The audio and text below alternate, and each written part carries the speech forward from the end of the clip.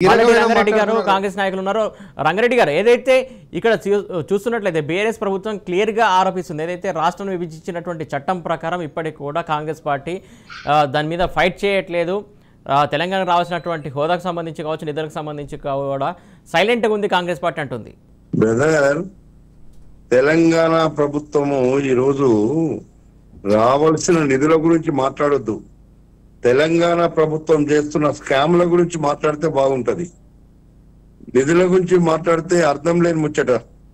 సోదరులు చెప్పిండ్రు, తెలంగాణ పుట్టింది టిఆర్ఎస్ పుట్టిందే తెలంగాణ కోసం అని. మేమంటున్నాము టిఆర్ఎస్ పుట్టిందే తెలంగాణను దోచుకుంటేందుకని. ఈరోజు తెలంగాణ ఇచ్చింది కాంగ్రెస్ పార్టీ, తెలంగాణ తెచ్చింది కాంగ్రెస్ పార్టీ. తెలంగాణలో ఈరోజు స్కామ్ లేని స్కీమే లేదన్నది. ఏ స్కీమ్ తీసుకున్నా స్కాములే టిఆర్ఎస్. మీరు ఒక్కసారి ఆలోచించండి, ఎందులో స్కామ్ లేదు. వాళ్ళ దగ్గర ఈరోజు 7 లక్షల కోట్ల రూపాయలు అప్పు చేసిండ్రు. ఈరోజు కాళేశ్వరం స్కామే, పవర్ పర్చేజ్ స్కామే, లిక్కర్ పర్చేజ్ స్కామే, అట్లనే స్కాములే ఇవన్నీ. ఎండలేదు స్కాములు. తెలంగాణ గురించి వాళ్ళకి మాట్లాడే హక్కు, ఈరోజు తెలంగాణ ప్రజల రక్తం దాగుతున్నారు వాళ్ళు. ఈరోజు మనం అనుకుంటున్నాం తెలంగాణ కేసీఆర్ తెచ్చిండని.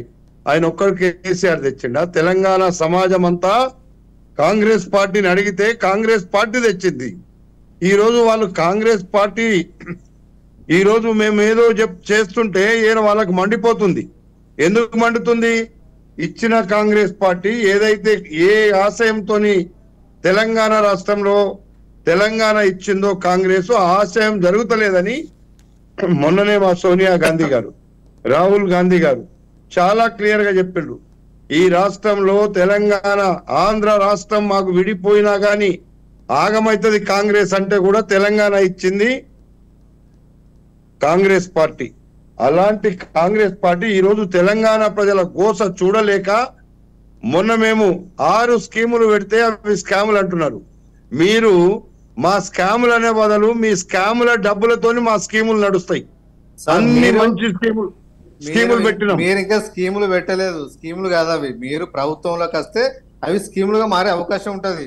మీరు కళ్ళబొల్లి మాటలతోని ప్రజలకు నేను మాట్లాడినాక చెప్పాయా బాబు. నువ్వు మాట్లాడుతుంటే నేను మాట్లాడలేదు.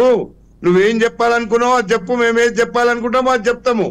చెప్పండి. ఈ రోజు నేను ఏమంటున్నా, తెలంగాణ కేసీఆర్ ఇంట్లో వండుకుంటే రాలే. తెలంగాణ సమాజం మొత్తం కొట్లాడి కాంగ్రెస్ పార్టీని కలుపుకొని తెలంగాణ తెచ్చింది. మేమందరం ఉద్యమం చేసినాం, మేమందరం కొట్లాడినాం.